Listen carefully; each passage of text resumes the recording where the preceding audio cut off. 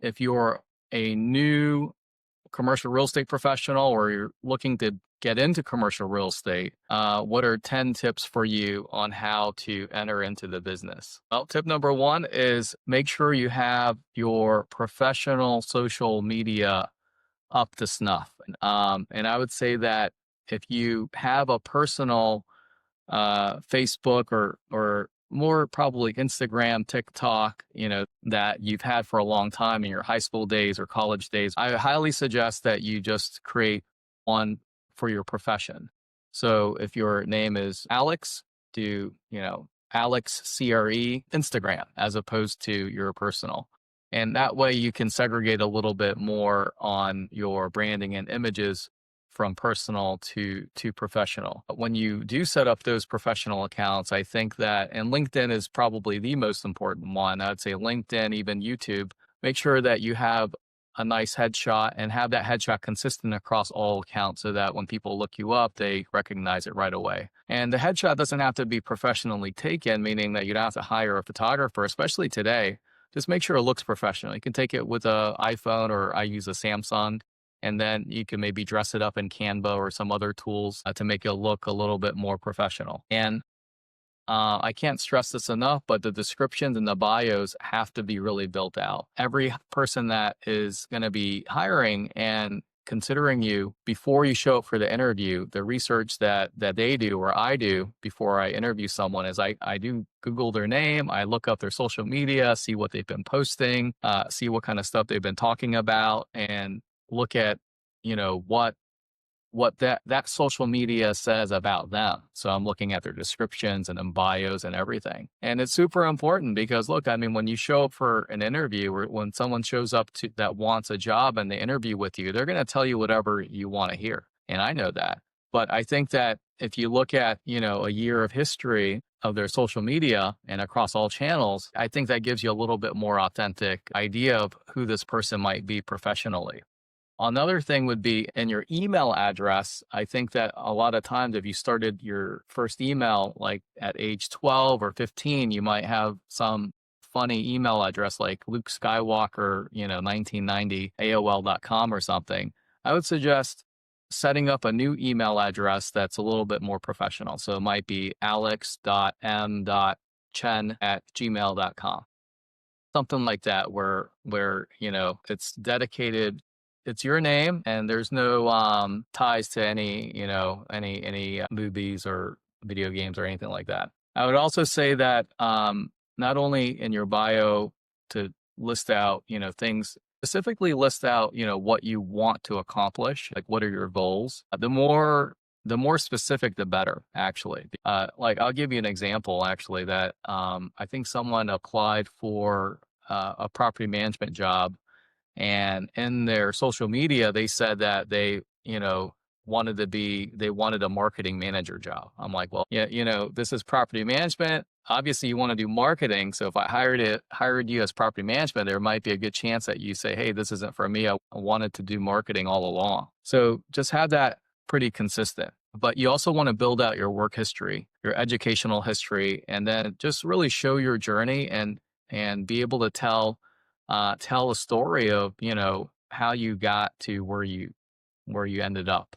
I would say measurables and actual accomplishments are going to be the key things.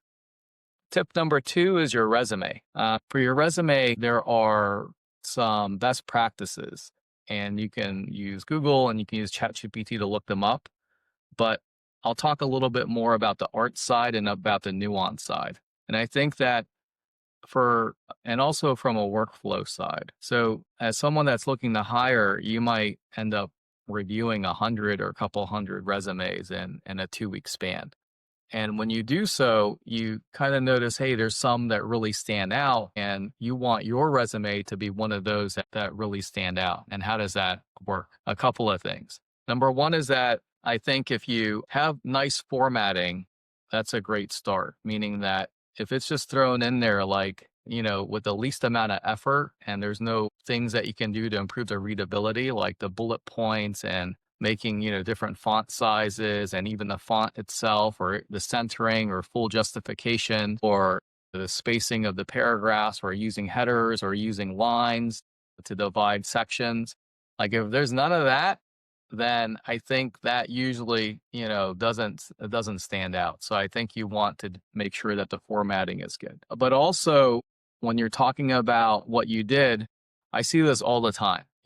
Sometimes I'll get a 4-page resume that lists all the things that that job does. It's almost like a job description, right? So they might say, hey, I was a leasing associate for an apartment building.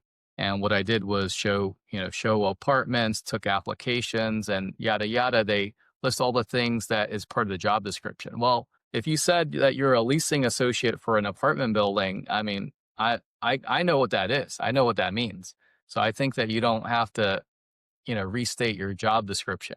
But instead, I think what would make sense is just put in there your title, but then put in what you actually did that stood out. You might say, hey, I was able to increase our occupancy rate of the apartment buildings that I worked at from 90% to 99% because I was able to leverage social media to get more leads, and tell that interesting story. Or it might be that I was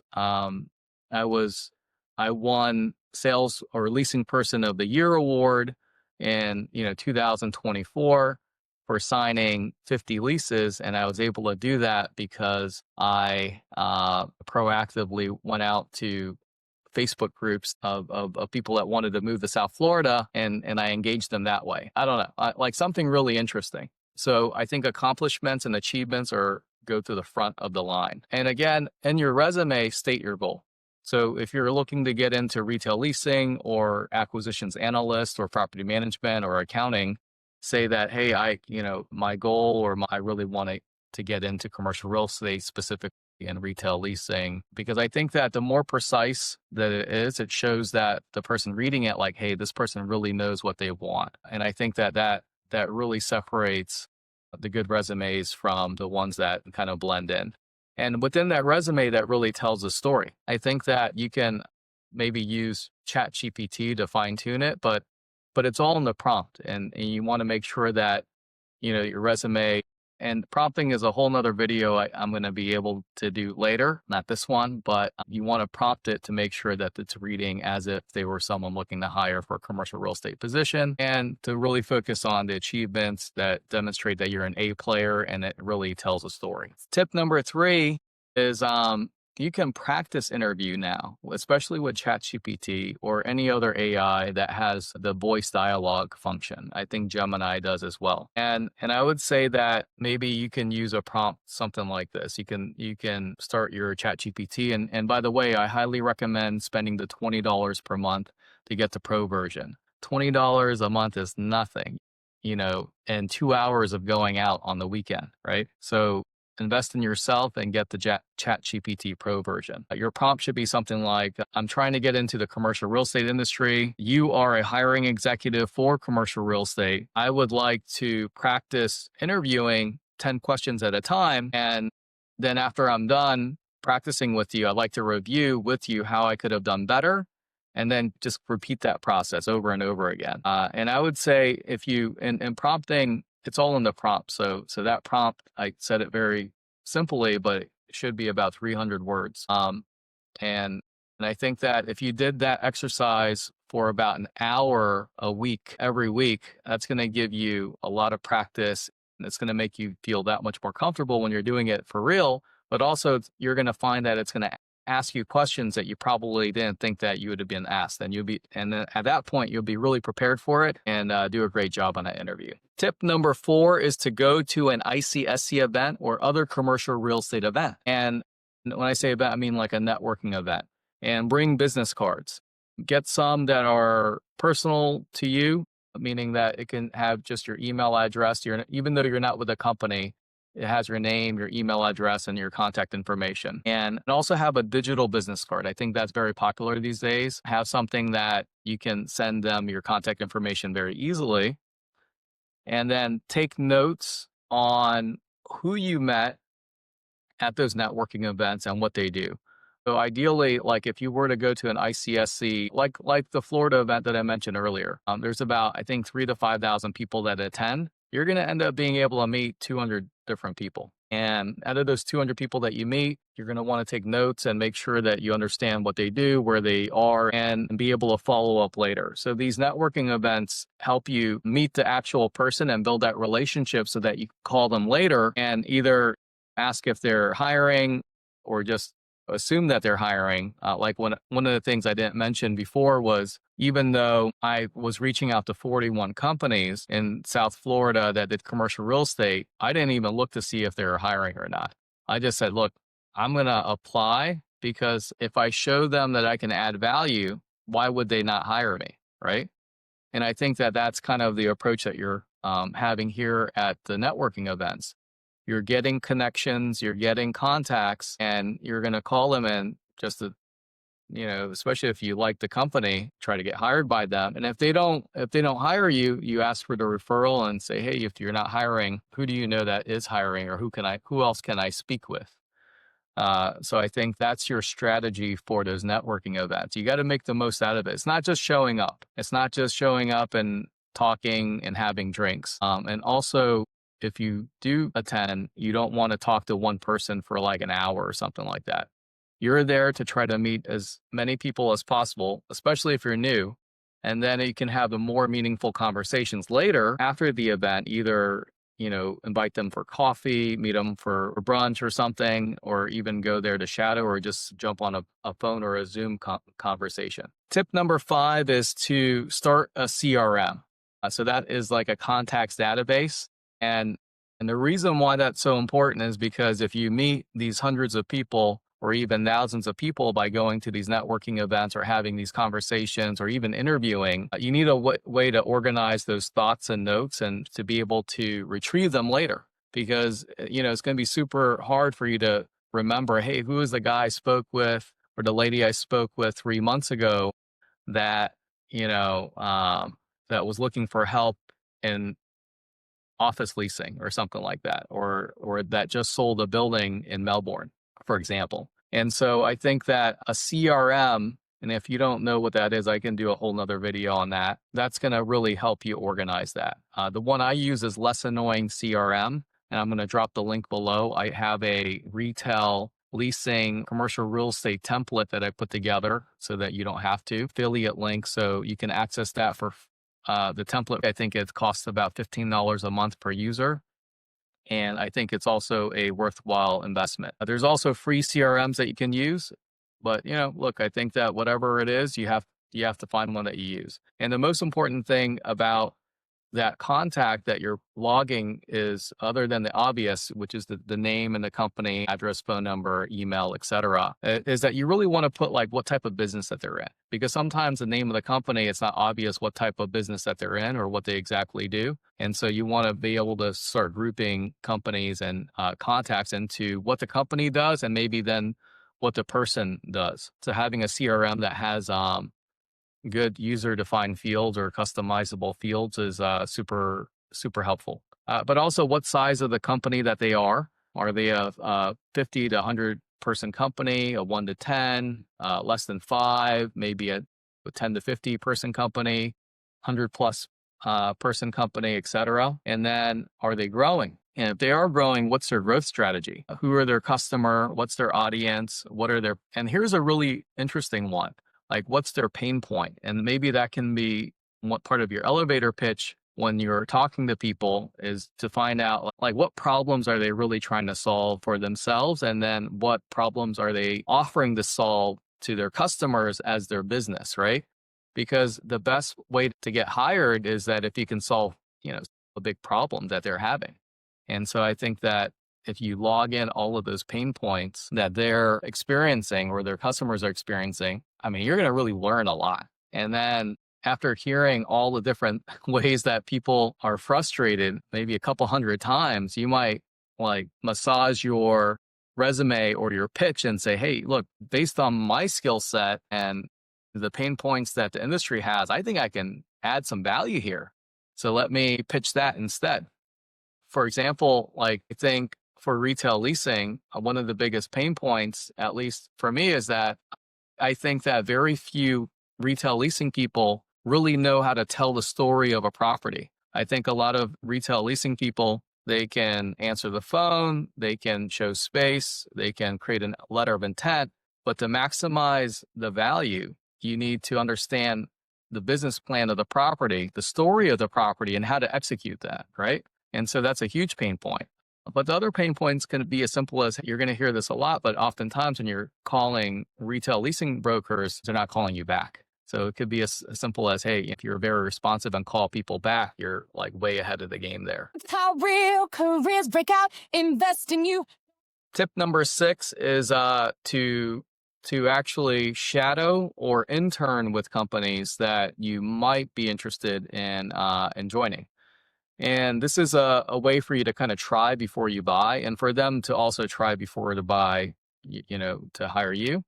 And let's face it, like if you're 20 years old or 21 years old, you might not know, what exactly you want to do. If you're going through some of these real estate programs, oftentimes you think, oh yeah, I really want to be an analyst, right? I hear that so much, or a developer. I want to be an analyst or a developer. But that might only be because you didn't really get insight on what it is to operate properties in property management or asset management, or what it is to add value to the property through leasing. So I think that being able to shadow for even like a day or something like that, or half a day, various companies, you get like a lot more complete picture on what it is that, these roles do. And perhaps you might think, hey, I thought I wanted to be an analyst, but maybe I really want to do retail leasing. And I think everything that I've said all adds up to one great strategy, meaning that if you have your resume and you know what you're good at because you listed what your accomplishments are and what your strengths are, and you've gone to networking events and you met a bunch of people, you organize those contacts that you met into the CRM. Now you're following up with them and you're trying to figure out their pain points and, trying to solve their problems. Then you're already going to be that much closer to being able to just call them up and say, hey, do you mind if I shadow you for a day? And I can assure you that 8 times out of 10, they're going to say yes. Yeah, come shadow me next Tuesday. Or maybe if it's not them, maybe it's one of their other coworkers. All right. Tip number 7 is to ask for the referral, meaning that if you talk to somebody and they're not hiring, ask for the referral. Find out like, hey, who do you know that is hiring? Who should I speak with? They say that it's 6 degrees of separation to everybody in the world. Look, even if the person that you're speaking with isn't going to hire you, no more than 1 or 2 degrees of separation from the person that will. I assure you. So if you know that you're 1 degree or 2 degrees of separation from the person that is going to, provide you a great start to your career, and more importantly, like I mentioned before, great mentorship, this is what you have to do. You have to find those contacts that are in those 1 to 2 degrees of separation. And I think that, look, don't give up. That goes into this asking for the referral. You're going to get a lot of rejections. Look, I was rejected by 40 of the 41 companies that I first applied with.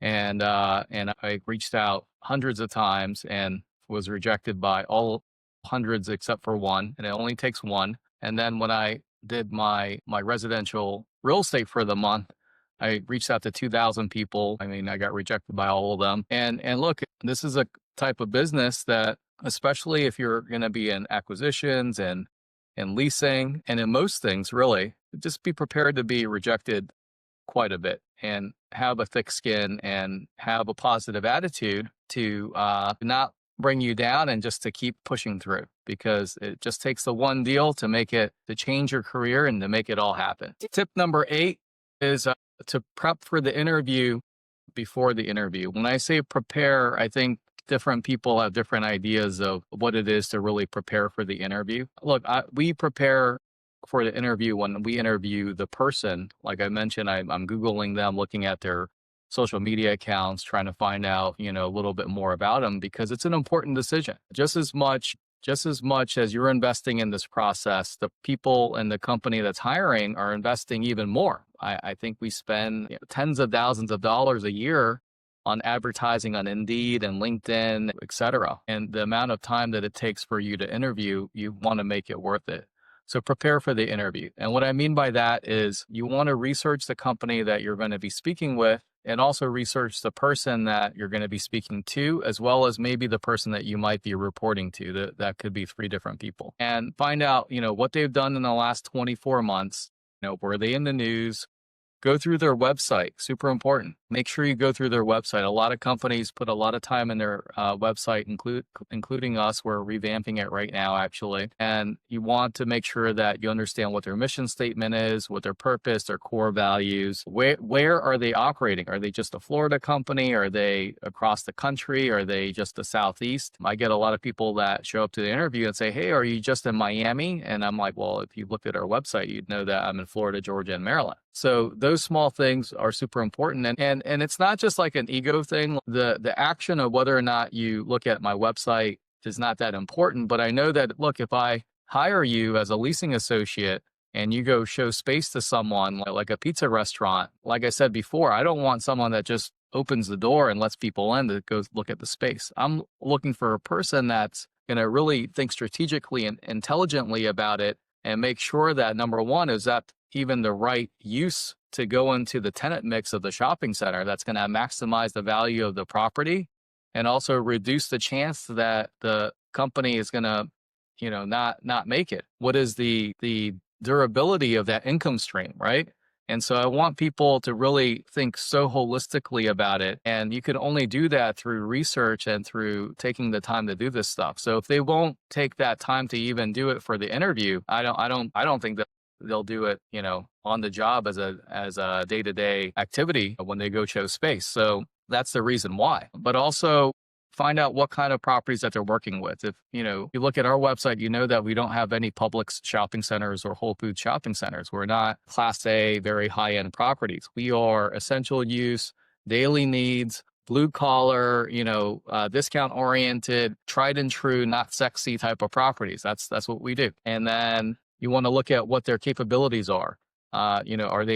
Are they vertically integrated? Like for us, we have our own accounting, leasing, property management, asset management, and acquisitions teams.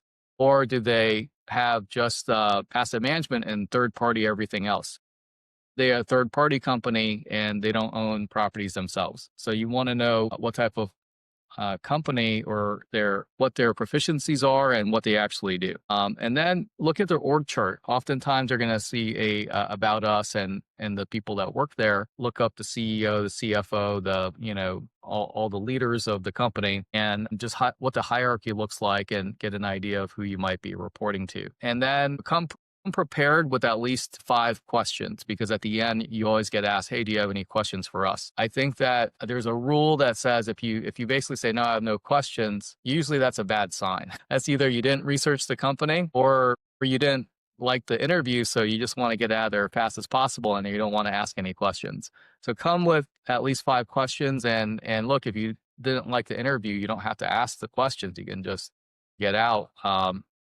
But I would suggest you have the 5 questions, and you're welcome to bring a notepad. For every interview, it's best practice to bring a notepad, or I'm working with a tablet, so bring a tablet and have everything written out. And it's okay to reference the stuff that you have written out during the interview. It's actually better. Like I love it when interviewees stop us and say, hey, I had researched something that I wanted to ask you. Give me a chance to take a look at it in my notes and let me ask it for you. Or if I asked you a question, you might say, hey, I actually did the research on that. Let me make sure I get it right, and it's in my notes. Give me 1 second. And I think that is pretty powerful if you're able to do that. Tip number 9 is to show up 15 minutes early. I think the saying goes, if you're early, you're on time. If you're on time, you're late. Show up at least 15 minutes early, because it's, especially in like a city like Miami, there's a lot of traffic. The excuse of, hey, I was stuck at traffic or something is not good enough, because you should have showed up extra early to make sure that you're there just in case, right? And also overdress. I know it's kind of like maybe an old school way of thinking, but it's always better to overdress than underdress. So if you show up for interview, come with a suit and tie. I know it's, summer, it's hot, whatever. It's better to overdress. And just shows respect. I think that it shows that, you just in case it's a professional dress setting versus business casual, that you're ready for it. Make eye contact and shake hands. Super important. I think that just is more of a body language thing. the eye contact, the shaking hands. And when you do shake hands, I think if you could probably watch YouTube videos on what are the best ways to shake hands. I think a nice firm handshake's usually you can't go wrong. And smile. I think that when you smile, it shows that you're a little less nervous and that you're more confident. And look, I think that in general, look, if you're going to be working with these people, you're going to want to work with people that you like and that you enjoy working with, and usually with good companies, they like working with positive people. So smile, have a positive attitude. Don't be afraid to ask questions and make sure that you understand specifically who you're going to be reporting to. Because, as I mentioned before, one of the most important things for you to have is a very good mentor to start. And one of the things that you can ask in that interview would be to the person that you would be reporting to is maybe, who have they mentored, or what's their most proud mentoring moment, or maybe, who have they mentored in the past that has accomplished the most. It just kind of gives you an idea of, are they in the mindset of mentoring, and have they successfully done that? Tip number 10, send handwritten thank you cards. I get them all the time, and I think that it stands out so much than just an email. And it's, very light lift. A thank you card, you can get a box of them for like $5 now. And keep in touch with them through their social media. So I think that the same way that I'm looking up the interviewee social medias and things like that, you can connect with the people that you're interviewing with and stay in touch with them. Send news articles that they might find interesting, and just get a little bit creative and stand out. Like one of the things that I discovered a few months ago is AI music making. So I made a song on ICSC Las Vegas, for example.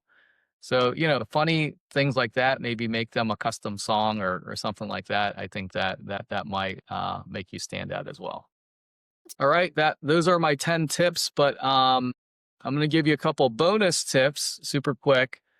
So bonus tips is really a mindset one, is positive affirmations. I think that they really work. If you can see it, you can be it. So think of some good, great positive affirmations that you can just repeat over and over every day. And I assure you that if you do that as a lifelong habit, you're going to achieve great things. Thing in connection with that is, if you have a dream board, like, what are the things that you're going to want to, where do you want to be in 12 months? Like, what does that look like, right? The car, the house, the income, etc. Have that dream board so that you can have that target, that North Star that you're really rowing to all the time. So I think that those are just great mindset things and life hacks that can bring you a lot of success. Well, look, I'm Hugh Chen. We own and operate shopping centers. If you break into the business and you strike it big and you're controlling tens of millions of square feet of real estate, we're looking to buy some real estate. So we're looking to acquire across the Southeast and the Mid-Atlantic and maybe even the Midwest. We're still looking a little bit there. So keep in touch. We're also always looking to hire the best talent out there. As I stated, we have all the departments, so always looking to talk to great people, and you never know. And I don't know, I think, good luck, and I hope you do great and keep a positive mindset. Talk to you later.